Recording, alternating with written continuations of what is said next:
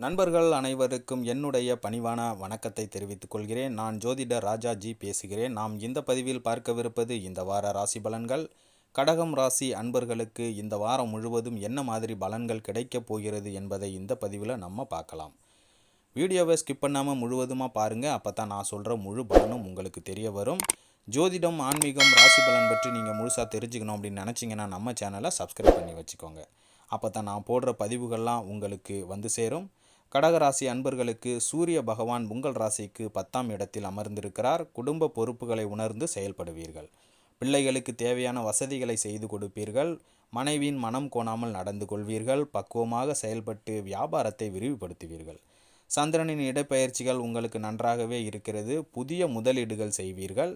செவ்வாய் 9ஆம் இடத்தில் இருக்கிறார். ரியல் எஸ்டேட் தொழில் மூலம் அமோகமான லாபம் பார்ப்பீர்கள்.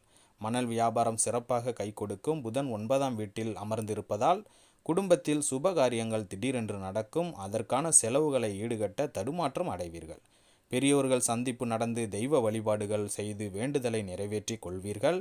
குரு 11ஆம் வீட்டில் இருப்பதால் குடும்பத்தில் புதிய ஜீவன் உருவாகும். கணவன் மனைவி உறவு வெற்றிகரமாக இருக்கும். கடன் தொல்லைகள் அகலும். மனக்கவலைகள் விலகும். சுக்கிரன் 10ஆம் வீட்டில் இருப்பதால் கூட்டு தொழில் செய்வதற்கான முன்னெடுப்புகளை செய்வீர்கள். சிலருக்கு திருமணம் கைகூடி வந்து இல்லற வாழ்க்கையில் அடியெடுத்து வைப்பீர்கள். சனி 8ஆம் இடத்தில் இருப்பதால் கண்டதை சாப்பிட்டு வயிற்றை கெடுத்து கொள்ளாதீர்கள்.